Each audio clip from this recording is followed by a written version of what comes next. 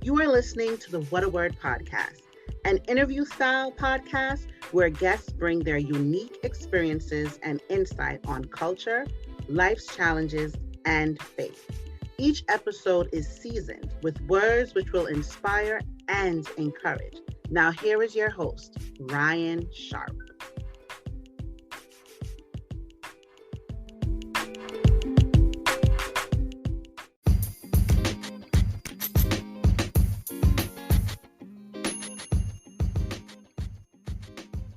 I'm in an interesting space. I'm doing a lot more reflecting. I'm heavier on introspection. And even as I do my favorite readings, I'm heavier on analysis. I learned during my first year of law school that you didn't always have to have the right answer.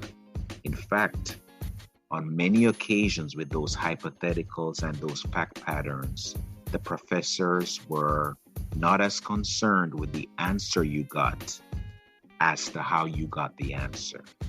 They were more concerned about your analysis. And I'm finding lately that I'm heavy on analysis. And my conversations now are like critical thinking spaces. And I'm enjoying it. I don't know if I'm having a midlife crisis, but bear with me.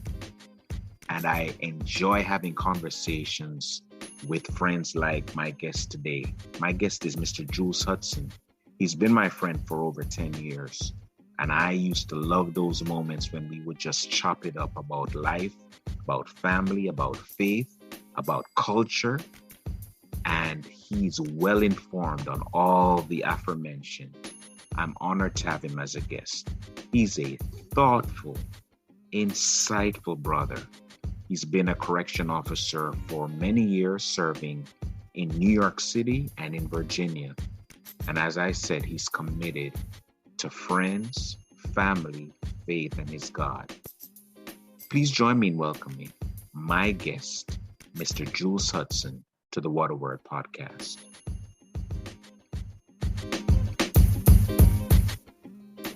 Welcome, Jules. Thank you. What's happening, Ryan? Good, man. Good to have you, bro. I did some research, found some old pics of you on Facebook, and noticed that you even back in the day, you were very fashionable. I saw polo. I think I may have even seen Jabos, Carl Kanai, Guess. I know it's not limited to any of those brands. And you could tell me if there was more that I may have missed. But do you find that your own children are young adults now, older kids, do they believe that you are, as they say, dripping? Do you have the drip according to your kids? Yeah, according to my son and some of my coworkers that call me OG as well.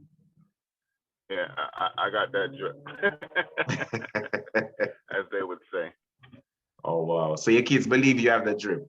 I just like to be fashionable. You know, I came from the era where, first and foremost, I was raised by two parents that taught me that your appearance was everything. Your character was everything. But people watch you from the grooming of your hair to your nails to your cleanliness to your shoes on your feet. So I came from that type of upbringing, first and foremost, before even getting into fashion. But then growing up into the 70s and the 80s, fashion, more the 80s into the 90s, fashion was everything.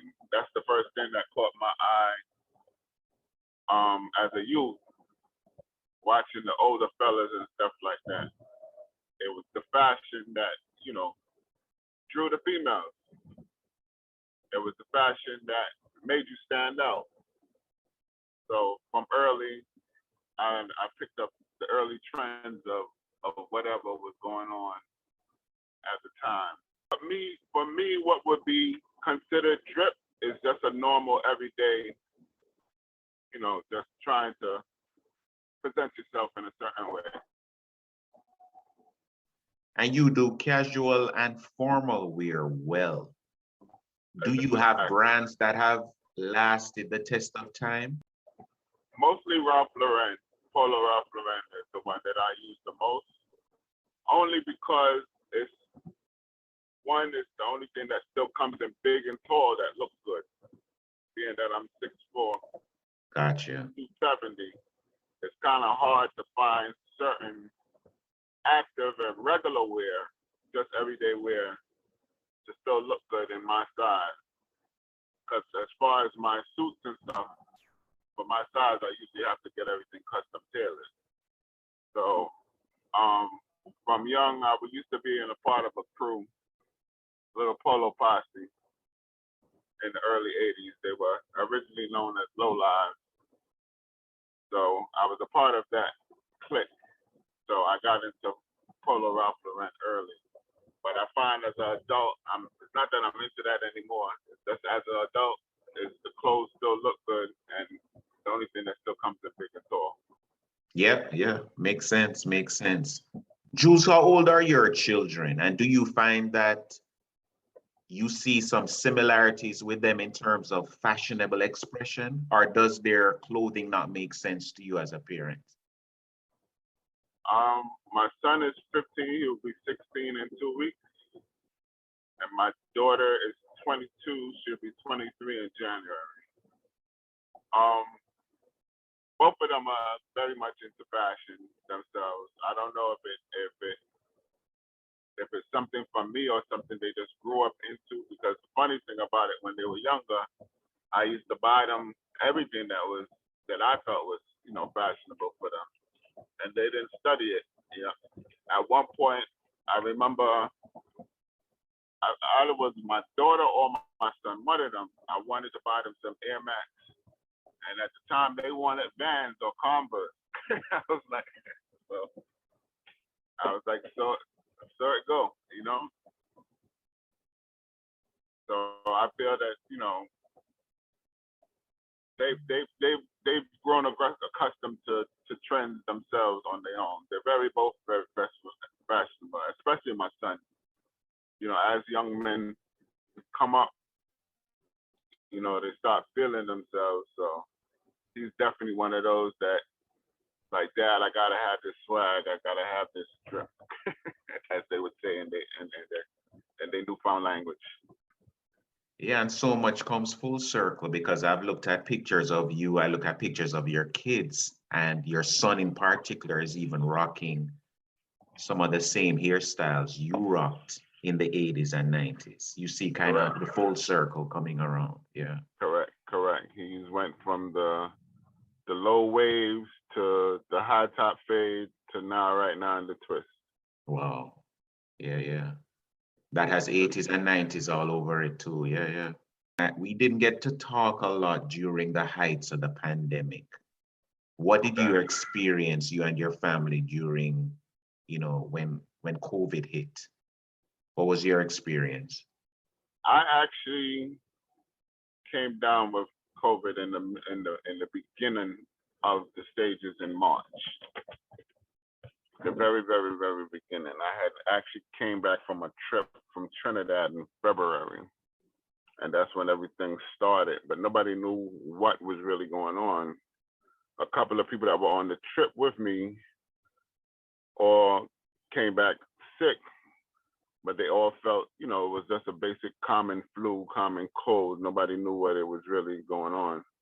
Even prior to that, it seemed like my son might have had it in December, and we didn't realize it, because he had what we thought was the basic cold flu, but then it stayed in his sinus longer than was to be expected, as far as taste and smell and just something really, really nasal that actually lasted for like maybe a month and a half, where we had to send him to get antibiotics twice.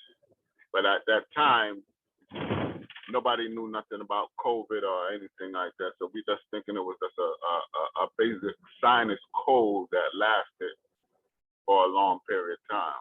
By March, I would say I was at work, and that's when the name COVID and everything had came up to what was going on, and they shut things down at work, so we wasn't really going nowhere. And I think I might have went to the gym with my coworker, and I really like 6 to 8 years because I'm on a high regimen of what everybody's doing right now is something that I was doing prior because I have an early morning tour, so I'm not a big eater. So tea was something I was brought up with as a youth by my parents. So I would put lemon and honey and ginger and apple cider vinegar and all that in my tea prior to COVID. So it was like a normal thing for me. So I think that's what kind of kept my immune system for all the past couple of years. So the day that I was coming home from work after working out with my coworker, I felt the shakes and the chill. That's when I knew something had to be wrong with me because I hadn't gotten that in a while. So by the time I came home, I let my wife know, I don't know what's going on, but I locked myself in my room and that was that. And come to find out, I did have it. How bad was it for you, man? It was terrible, man. I had every single symptom possible. It started from a fever that just wouldn't go away. It would break, come back. And then it went from there to my nasals. I couldn't eat, uncontrollable hiccups. I couldn't hold down anything at all. But then by the time it hit my lungs, that's when I knew, something was wrong. And that's when I knew it was really, really, really bad because I could just to talk to you like I'm talking to you now. I couldn't even say a word to get out of my lungs properly without gasping for air. It was to the point at one point in time I actually cried, said a prayer, wrote my will, and called my lawyer and everything else. That's how bad. Because I think more time it was at the time anxiety set in too, from knowing that I think by that time I think maybe 6 of my coworkers had already passed away from it.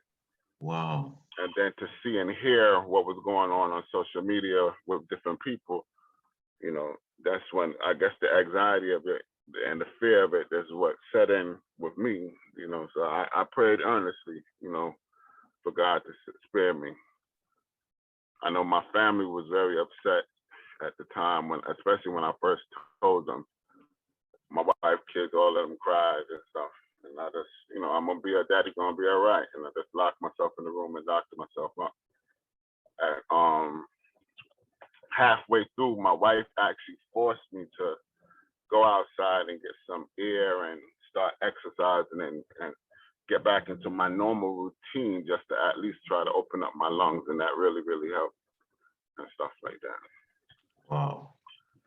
And to the extent you said, you were getting your will prepared and done, which means that you thought this could have been the moment. This could have been it. Right. Yeah.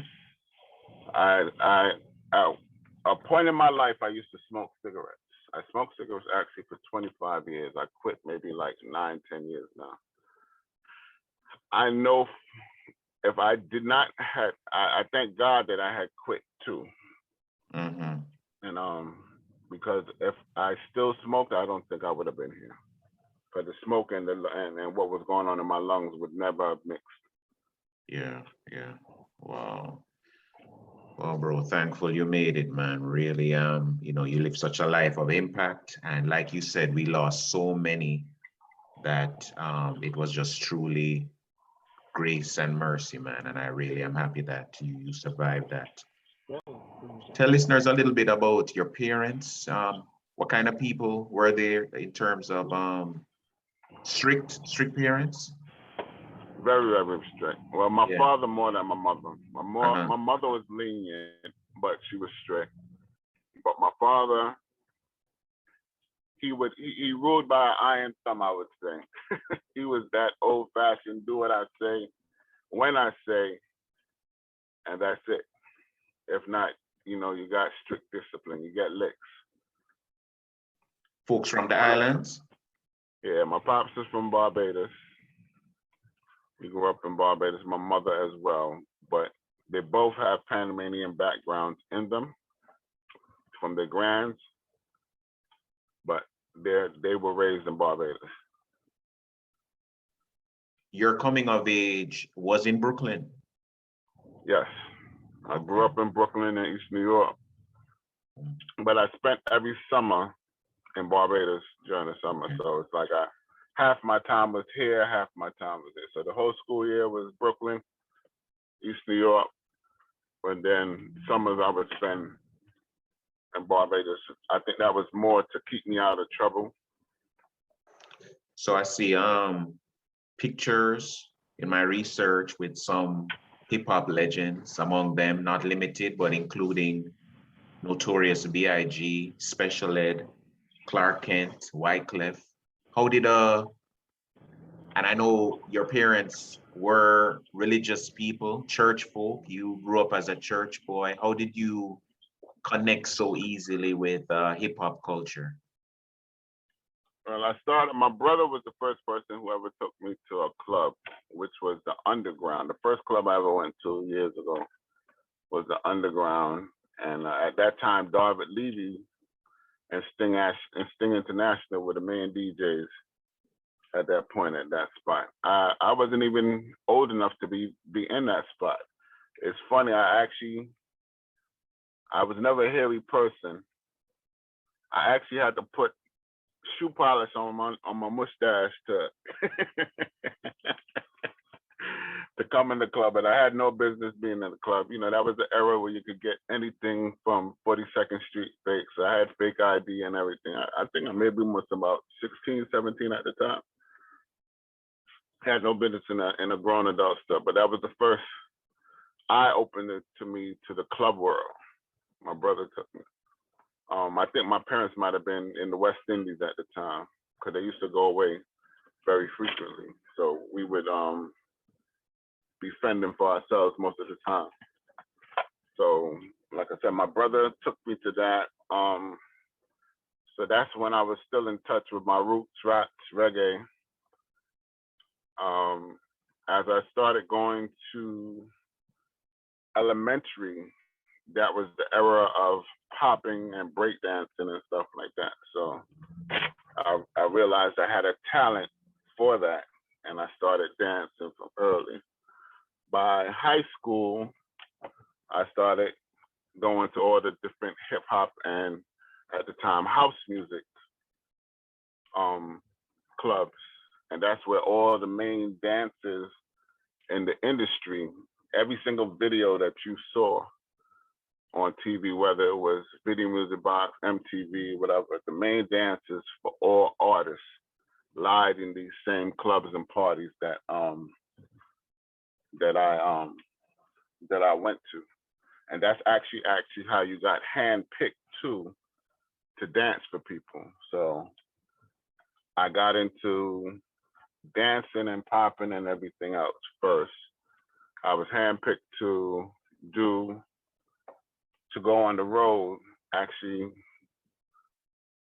he's my god brother, but we call each other cousins, so we know each other for God knows how long. Chip Fu from the Fooshnickers. Oh, gotcha. So when he became an artist, he took me with him. At the time, Pabon was the manager of Fooshnickers and Leaders of the New School. And so we all went on the road together. So at one show, I actually danced with the Leaders of the New School. What's around with them dancer was Geronimo.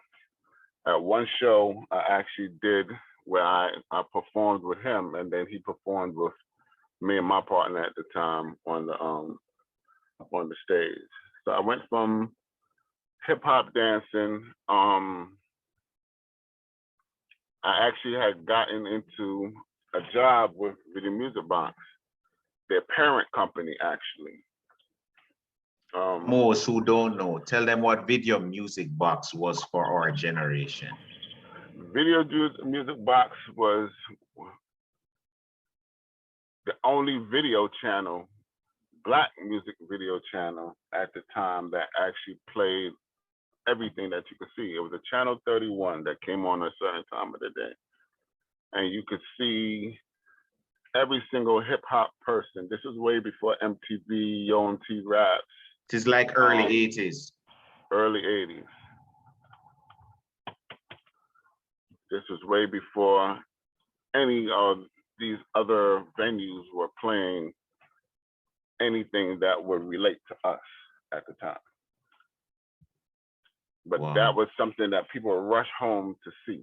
Sure. That showed you the fashion, it showed you the music, it showed you the clubs, the various dancing, the various dance moves that were out, various artists that were out, everything. So that was like a big thing that related to everybody, from, like I said, from your fashion, from how you dress, to what was the latest song, to what was the latest dance moves and everything else. So you had bars, Jules? For me? Yeah. I actually... You had a notebook of rhymes? Nah, I never was a rapper. I got the opportunity to crowd hype for a show. There was an artist named Black Panther. He was on the New Jersey Drive soundtrack. He was an artist. I forgot what label that he worked for, but he was handpicked by Ralph McDaniels and Mike Burrell to be an artist. He was an intern at the time, and they actually handpicked him. He was a lucky kid. He got handpicked to be an artist. They put together the words, the lyrics, everything for him, the dress, the production, the video, everything for him. He had a song, "Do What You Want, Do What You Want." There was a reggae hip hop. I remember him, man. I remember him. Right. So he was young. He really wasn't in the streets like that, but I was. And being that I was around his age bracket, but being that I was out there already amongst the hip hop culture and everything else, they paired me off with him and I went on the road with him, and he actually opened up for Biggie in Virginia. And at that show, back then people had crowd hypers and everything else. He didn't have a crowd hyper.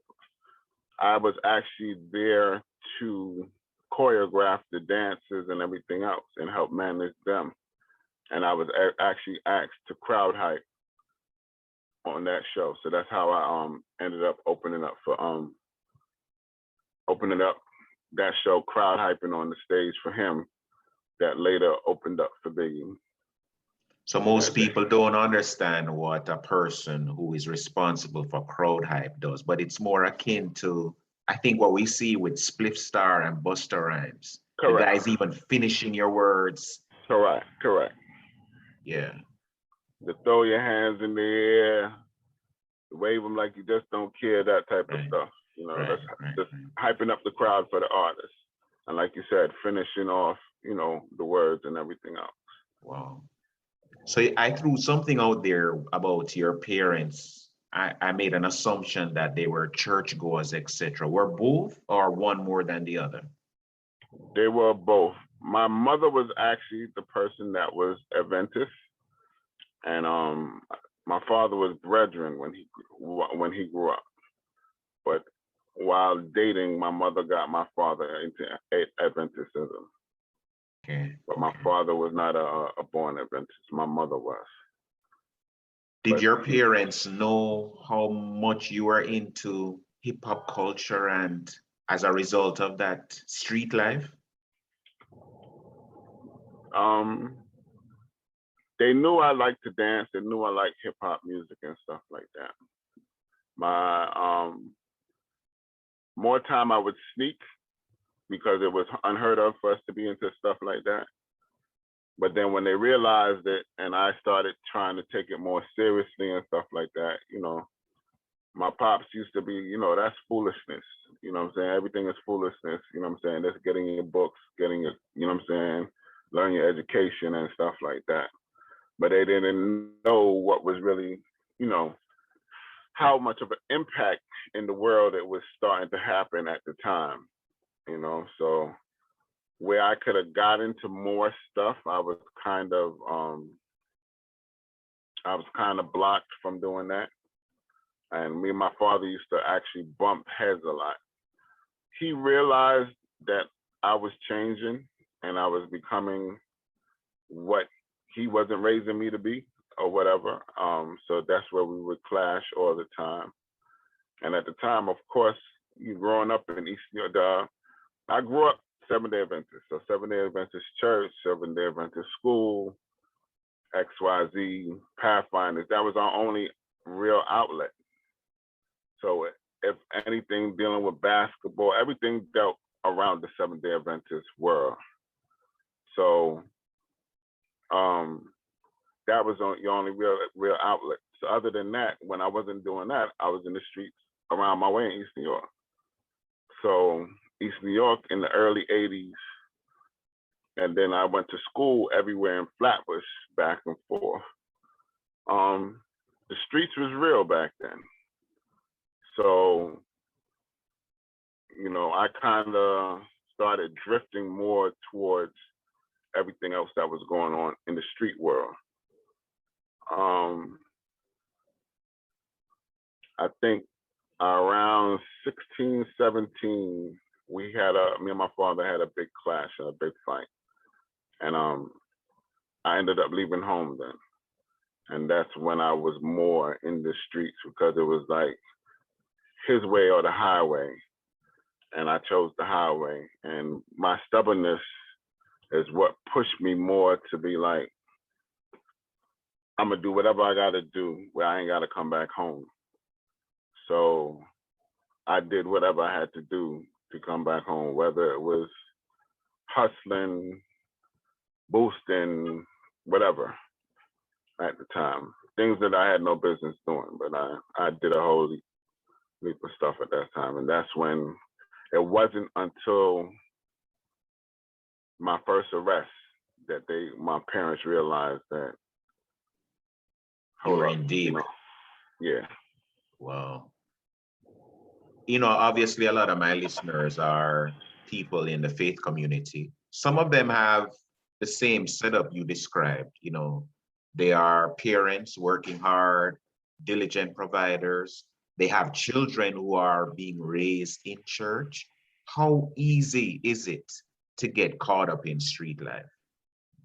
It's very easy to get caught up in street life. From my era when we were growing up, people would get teased, clown, jokes. Everything that was a part of culture. It's not like what they label everything as bullying nowadays. Like this culture is soft right now. Our culture, that was a part of life. You slap boxed every day. That was a norm. Toe to toe in the streets with fellas. That's how you learn to fight, how to mold yourself and everything else. So for me, it wasn't to say that my parents couldn't afford it. Fashion at the time, they just wasn't buying you every and anything like how we buy for our kids nowadays.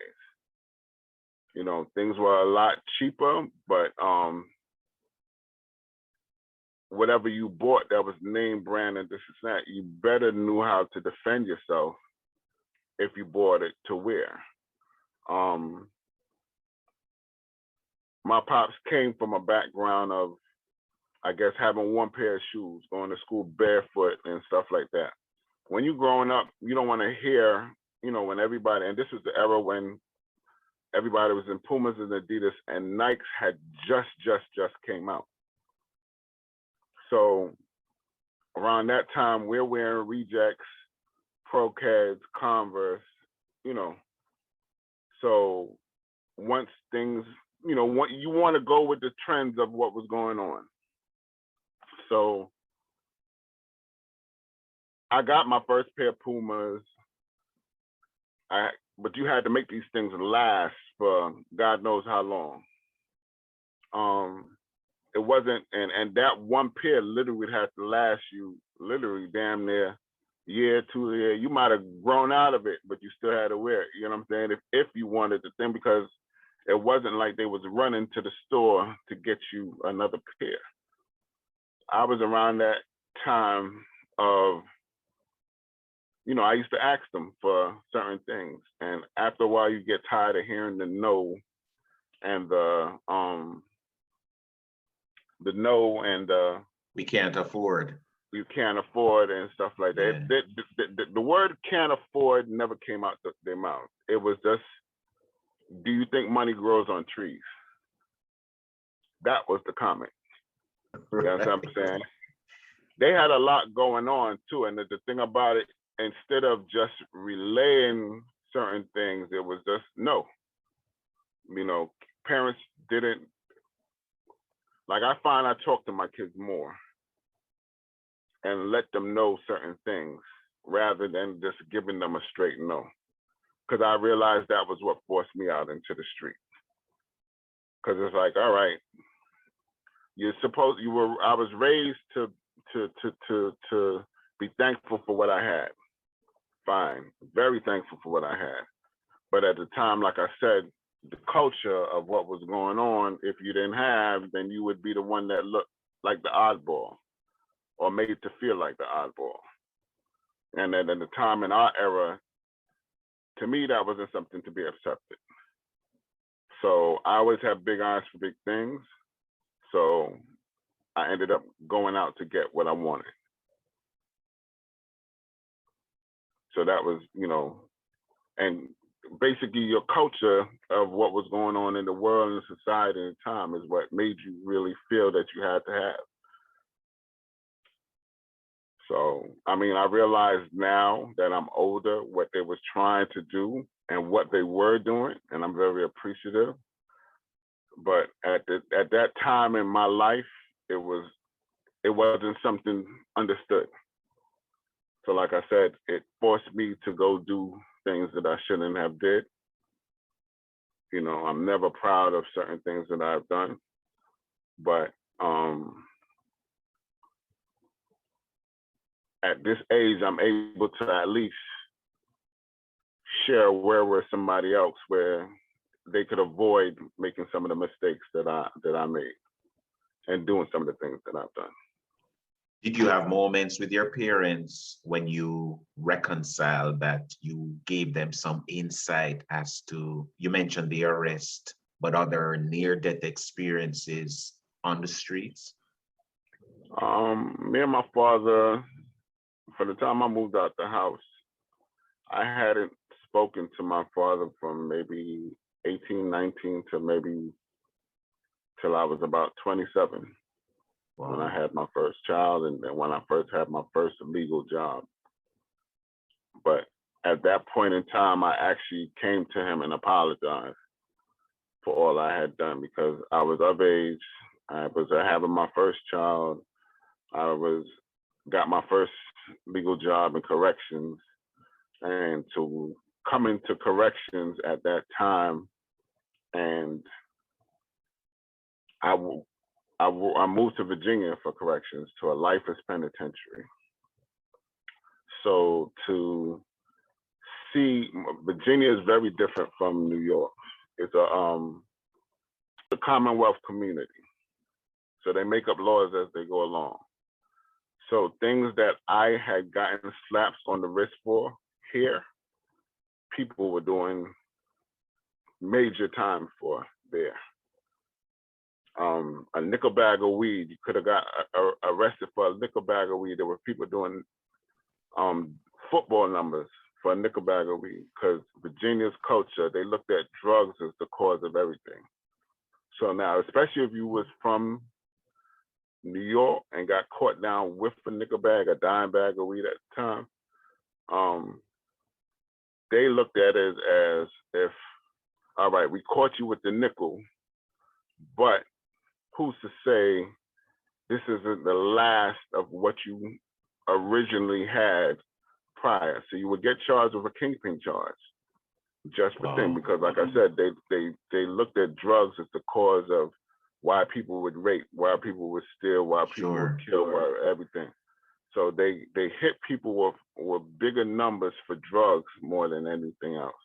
So like I said, to see this firsthand in a lifeless penitentiary where my first 3 weeks in, a house was coming back from child, and it was an area of like 200 men, and they were coming back from child, and I gave my partner like a signal to open up the doors so they can get what they needed for their break. And by the time I turned around, there was a whole crowd in front of a door, and this guy was on top of this guy's back and had his hand clutched around his neck, lifting up his head under a bed rail on the floor, banging his head on the bed rail. But each time that he lifted his neck to bang, he did a circular motion around his neck with a chopper. Jeez. So by the time he finished, the dude had 4 rings around his neck and 3 big gas holes in the back of his head. And it's only God's grace that this man didn't die. The guy was trying to decapitate him, basically, prior to me walking up. And the guy got up and walked past me, looked me dead in my eyes, went in his cell, sat down, packed his stuff, lit a cigarette, and was like, call the team. And I'm in awe because I had to ask him, like, what did that do to warrant that? And the guy said to me, I got 110 years. What you gonna do, write me up? I was like, but what did he do? He said, I paid the dude 2 packs of cigarettes to come in the shower with me. He took my cigarettes, he didn't come in the shower with me. So 2 packs of cigarettes and a piece of buns, this man was gonna lose his life and get decapitated. This was real jail culture in 97, 98, when I first, started corrections. That's so simple. So that was a wake-up call to me that, wow, I'm in the real world of what you would say criminality and everything else at the time.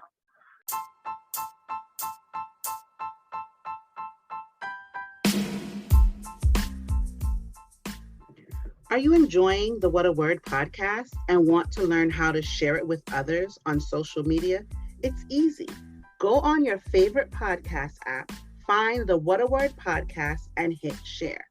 Please remember to subscribe on your favorite podcast platform so you won't miss any episodes. And if this podcast has encouraged or inspired you, then please consider leaving a review on Apple Podcasts.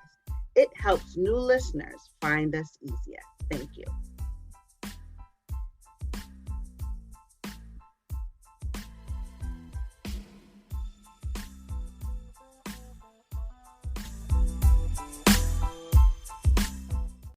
So you have a perspective, Jules, and you've mentioned the criminal justice perspective. You are now in that entity, seeing things from the other perspective.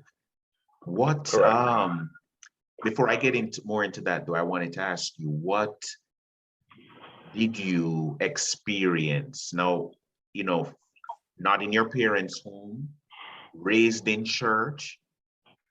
I'm assuming you got a different picture of grace and mercy being on your own and surviving out there on the streets.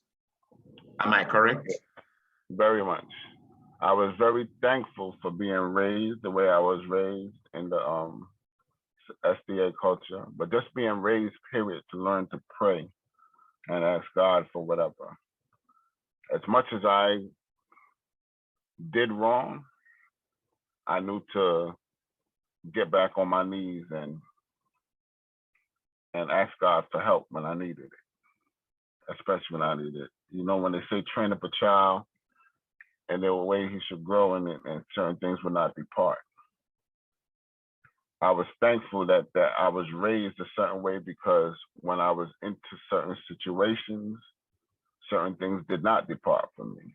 I knew who I was. I knew how far I would take things. When I did things, I still had my morals. I still had certain things of a code, I would say, to myself in the world. But, you know, I know the prayers of my mother, and I know the prayers of my father, and I know the prayers that I prayed for myself is what got me to where I'm at right now. And what describe for me that gap. You mentioned the 18 years of estrangement or up to with Pops. What were those periods like for you? They were rough. I got into a lot of fights. I got into a lot of incidents. I got into a lot of brushes with the law. I did a lot of things that I wasn't supposed to do. Whether it was in and out of town, as people would say, you got to read between the lines with that. Whatever it took at the time, there's nothing new under the sun. People are into these credit card scams, check scams, whatever it was at the time was functional at the time. Put it that way. There's nothing new under the sun. Wow. So I'll land the plane with this, Jules, and I'll ask you to share your info. Obviously, many may not know you and I have done the panels in churches already, and you're available for that kind of stuff to share your story and journey.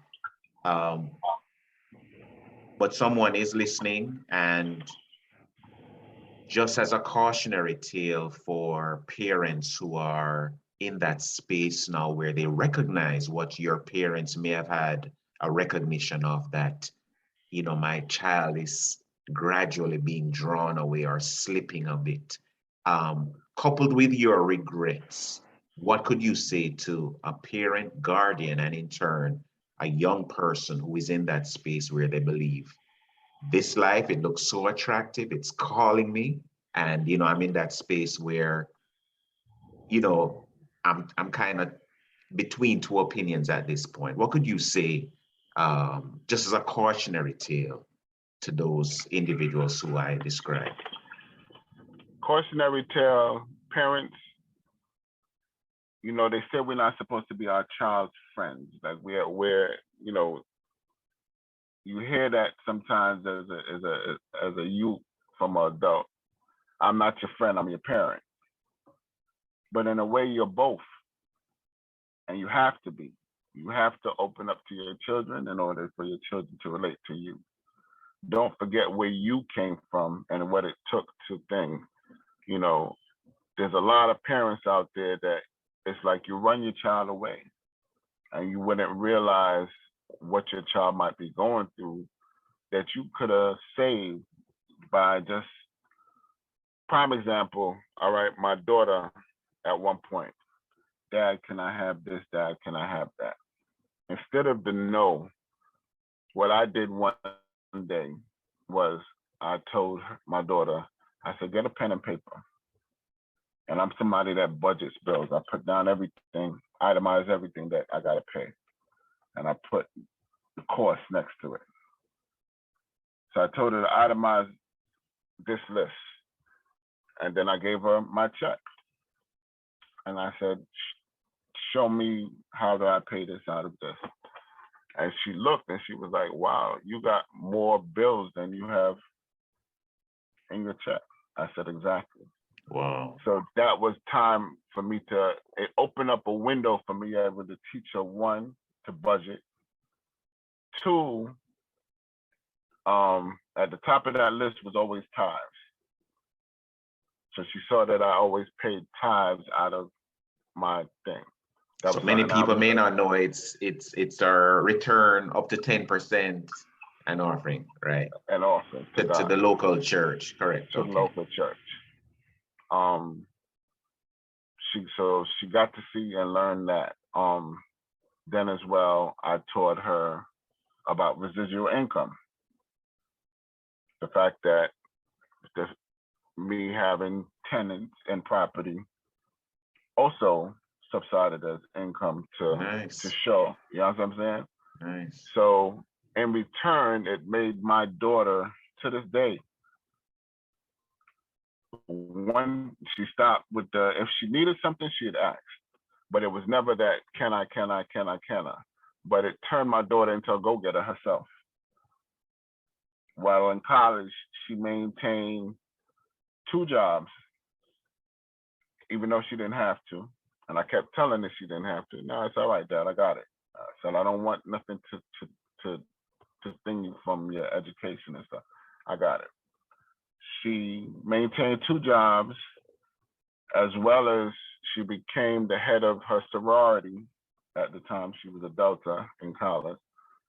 So she maintained 2 jobs and being the head of her chapter at her college, as well as, and still kept the AB average until she graduated. Right now, she's Awesome. in nursing school doing the same thing. She'll work Amazon at night, McDonald's during the day, and still go to nursing school. Wow. Just so she can have her own thing. And like I said, it doesn't stop me from doing for her, and it still doesn't stop her from even coming to ask. But she learned the responsibility of money and what it's about.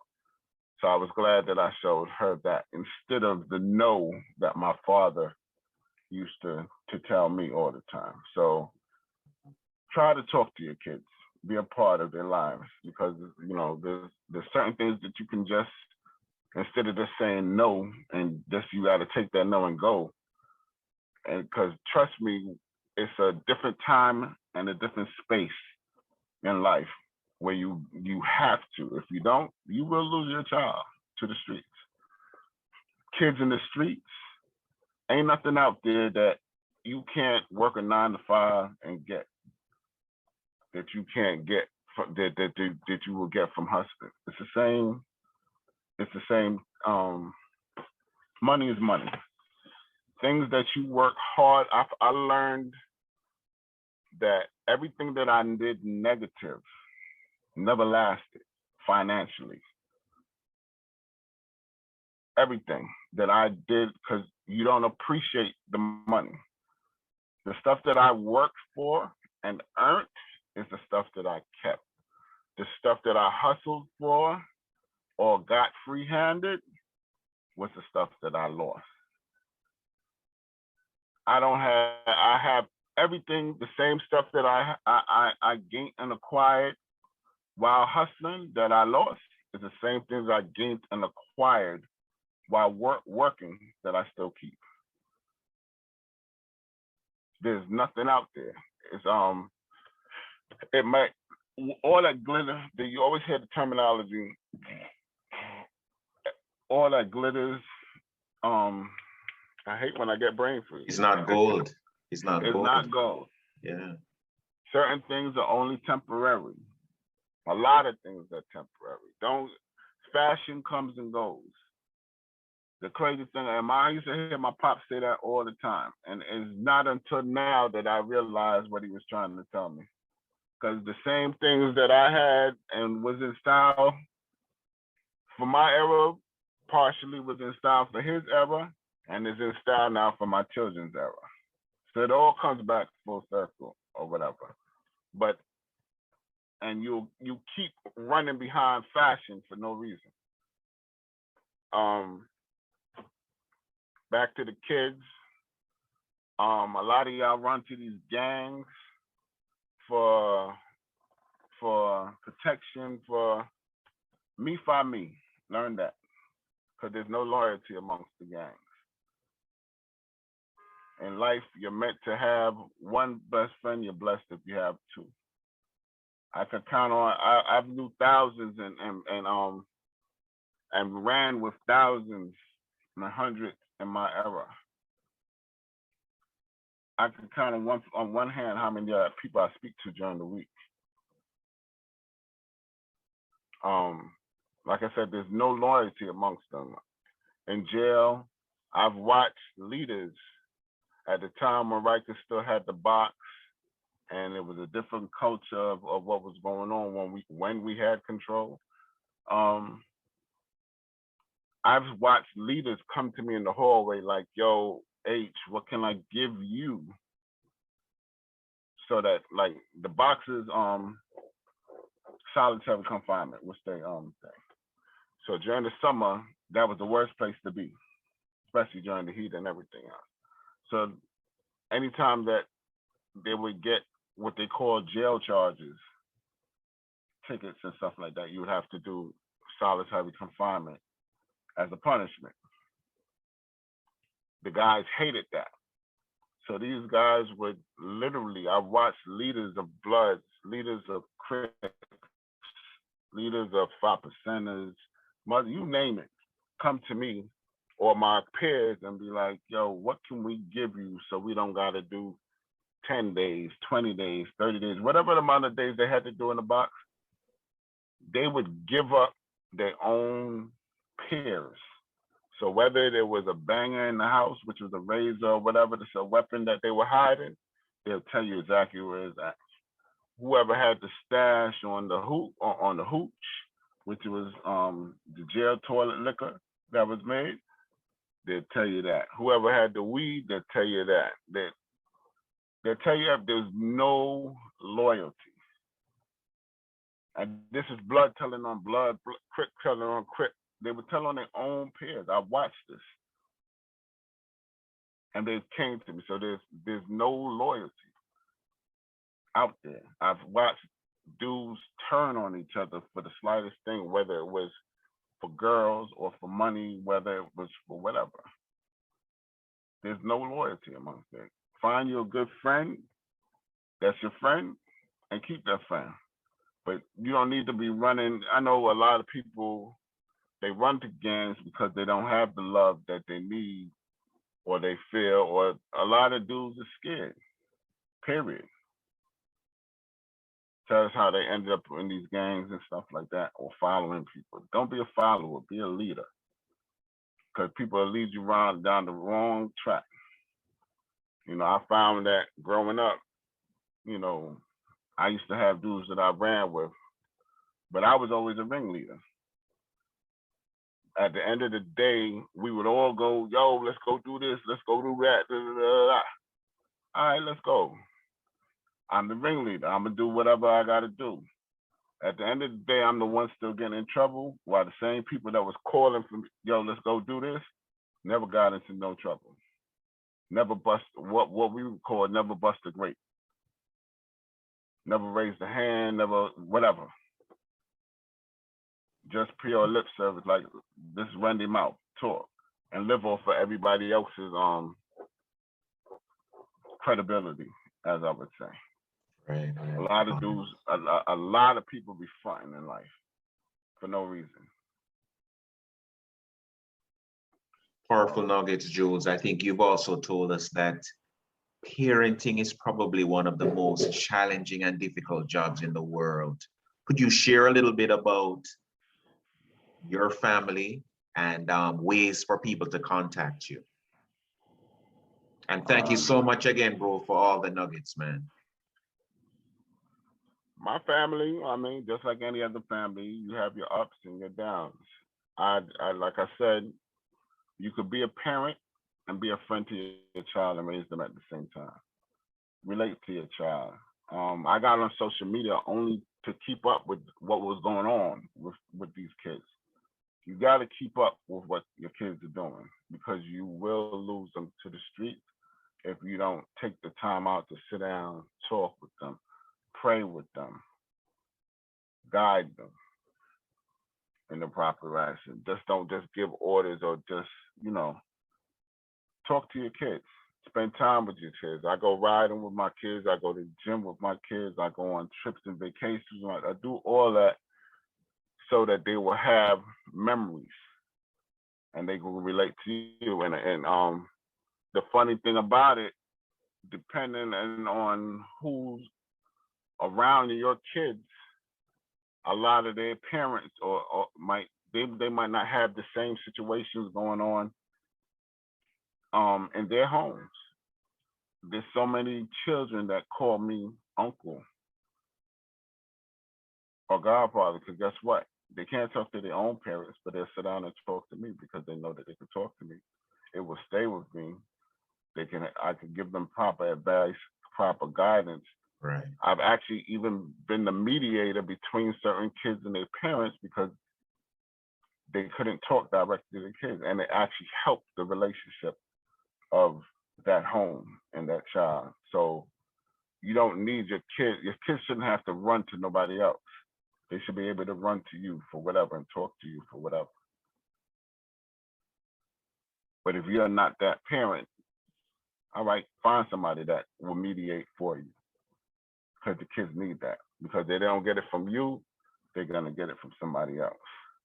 And the person you don't want them getting it to is from a cop or somebody that's telling them what to do in a jail setting, and so on. Powerful, bro. I want to give you the opportunity to give your family a shout out as well. Shout out to my wife, my son, my daughter. You know who you are. I love y'all to death. I pray that we all make it to the kingdom. You know that is my prayer. Every day I pray for my kids to be leaders and not followers, to do what's right, to excel in their schoolwork, their talents, and everything else. These are the things that I pray over my kids that I suggest that you pray over your kids. Raise them up, like I said, in the right way. They won't depart. I mean, they'll drift, but everybody drifts. But what you put in is what will come back out eventually. A lot of nuggets, Jules. Bro, thank you so much. Again, I mentioned to listeners that you and I have done the panels. I'm hoping if you have a need in your civic center or church, faith community, for someone to give you some insight on ways to keep your young people grounded, and as a parent, caregiver, guardian, etc., you're wanting to help them avoid some of the traps, Jules Hudson is a good guy to have, and he's willing to share. We kept a lot out, obviously, because of time constraints, but Jules is willing to share with you from a number of perspectives, not only as he's indicated with his history in the industry, but also where he is currently serving in the criminal justice system. So you'll be able to get a whole lot of nuggets and a lot of varying perspectives. Jules, thank you so much for joining me again on the What a Word podcast. I look forward to the rest of your journey. Blessings to you and your family, bro. Thank you, brother. Thank you for having me. I'm honored. I'm humbled for, even being asked to think. I look at myself as a normal, regular person as well. So, but like you said, I'm here for those that might need advice, somebody to talk to, somebody to relate to. I've been through it all, and it's only God's grace that brought me to where I'm at right now, which I'm thankful. So I'm always willing to share and give back. Appreciate it, bro. Thank you so much, man. And we'll catch up. Blessings to you and your family. Blessings to you as well, brother. All right, take care, man. Peace.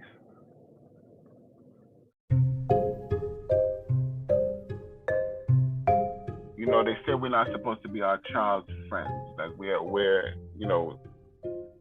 you hear that sometimes as a youth from an adult. I'm not your friend, I'm your parent. But in a way, you're both, and you have to be. You have to open up to your children in order for your children to relate to you. Don't forget where you came from and what it took.